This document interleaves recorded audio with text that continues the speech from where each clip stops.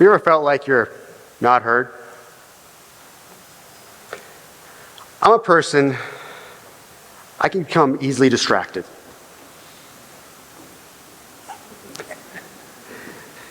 And 2 times in my career, it's resulted in bad things happening. The first time, I had just gotten married, and my wife and I were going home to my hometown of Carrington, North Dakota for a reunion. And we were out that night, and things were going great. We were reminiscing about old times, and I got to introduce him to my new wife. And at one point in the evening, I get a tap on my shoulder. And I look. And it's an old friend. And I look over, and I'm immediately just flooded with memories of old times, times we spent together. And we shake hands, we hug. And then I go over and introduce him. I go, hey, this is my wife, Missy. And at that exact moment, I feel this burning sensation in the back of my head, tingling, going down my spine. My friend looks at me, he's confused. He looks at my wife. You see, that's not my wife's name. But my wife knows who that is. And my friend knows who that is because he went to high school with her. And my wife knows who that is because my mom would always talk about her when we were younger. And you might ask yourself, how am I still alive? I walk a thin line. But she's decided to marry with me and torture me for the last 24 years. The second time, I was distracted. It wasn't as funny. I just started my job as a supervisor at a meat processing plant in St. Paul, Minnesota. And my leadership style was very, very hands-on, possibly abrasive, but very result-oriented.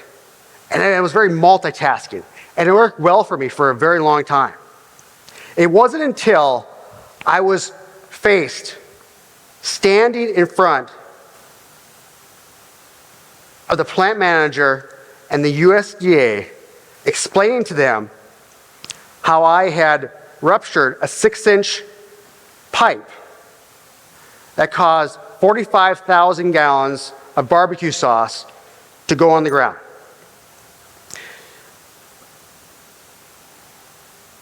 In that event, it felt like it took forever. 6 inches of barbecue sauce. I was dripping in it. And I didn't know what to do.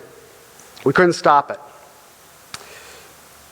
It immediately forced the USDA to put everything in the facility on hold, around $400,000 worth of product. But also, this highly acidic sauce was going down the drain and potentially jeopardizing the water supply of the city of St. Paul. And it felt like it took forever. The USDA, she wanted me fired. She saw this as the only opportunity to prevent something like this from ever happening again. And I'll tell you, I was scared. I was trembling. I had a tingling feeling going up all over me, and I didn't know what to do. But my boss saw something different. I had this gut-wrenching feeling. And I knew I needed to change my behavior. I needed to change what was I doing was focused on output versus quality and safety. My boss used this as a powerful coaching moment. That if I needed to get ahead in my career, I needed to focus more on the long term and rely on others to help me on the day-to-day. Around that same time, I was reading Stephen Covey's book, 7 Habits of Highly Effective People. And I was reading about the power of empowering. And I wanted to try it. And I asked my boss, and he allowed me to work with my group on a day-to-day. And we talked about how we can maximize our efforts, fix our failures.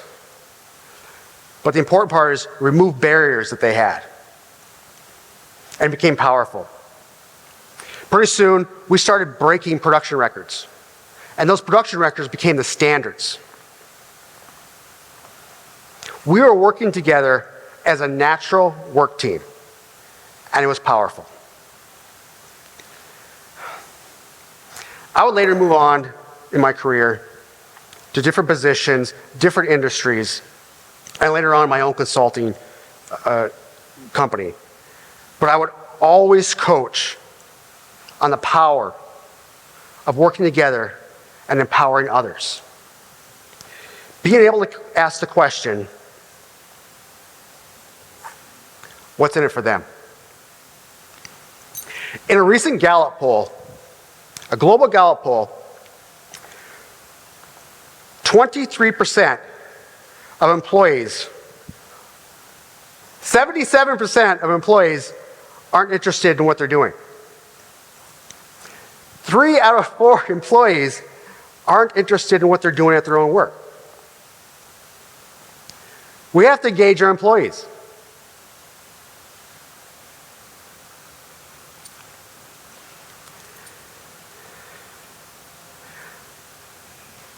I was most recently working on my next book. And it was about motivation and transformation in the factory workplace. And I was interviewing people from all over the world. All over the world. I was doing research on everything on the topic I could find. But it wasn't until I found something that completely engulfed me. On the idea of taking the industry and the people and driving a greener and better future. I learned about Industrial 5.0.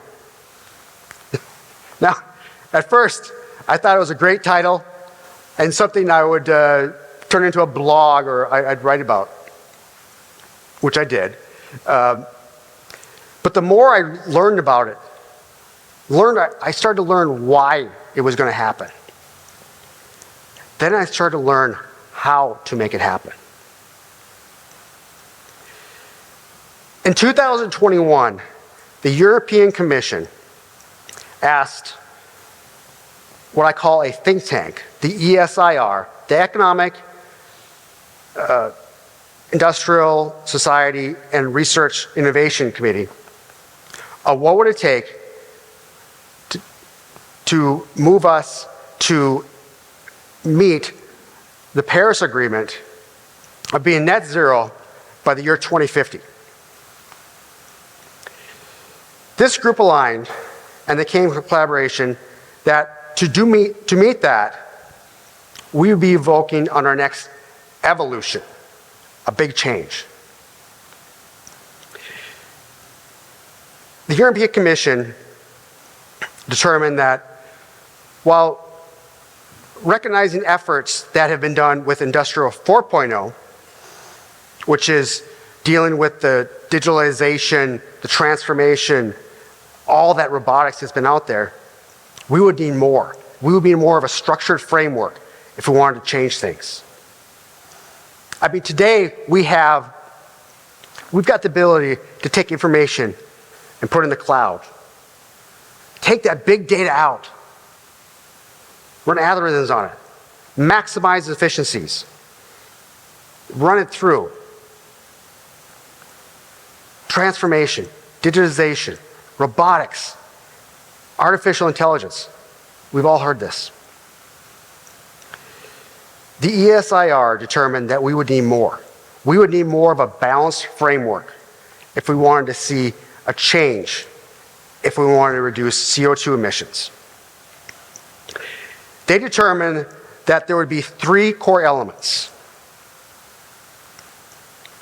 Along with an alliance with governance and industrial alignment, the three things we would need is one, sustainability, to have a plan for it, to be able to do more with less.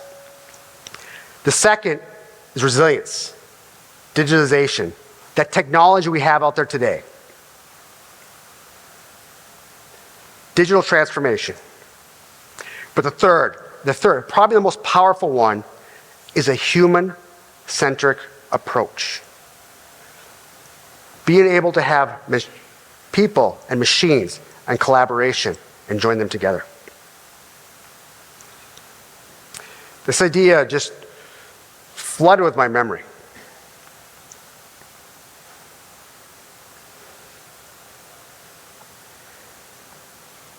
And engulfed me that these are the things we can do that as a global level, we can take it to a manufacturing level. We can do these today. I've worked closely with over 800 people in my career, from managers to engineers to frontline employees. And I can tell you, every time I work on these projects, the problem is always the same.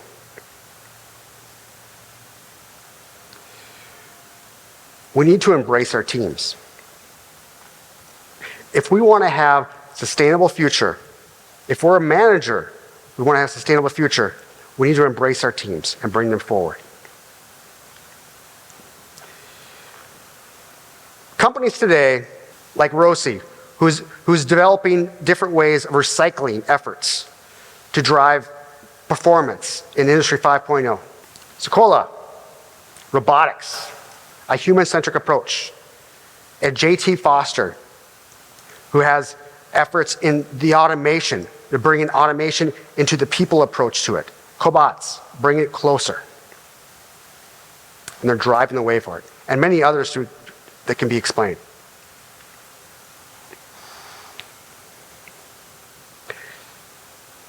I have a challenge for you. If you're a factory leader or a manager of a team, schedule a meeting within the next 30 days. In that meeting, be able to ask your frontline people, those around you, how can we make our company and our workplace greener? Be surprised. Be real to write things down. And you might even record the meeting. Because these are the steps on how to engage that other 77% of the people.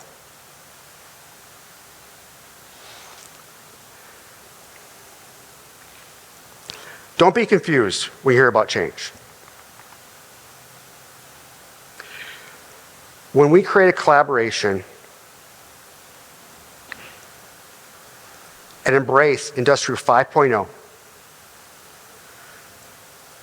we are creating nuances between teams and leadership.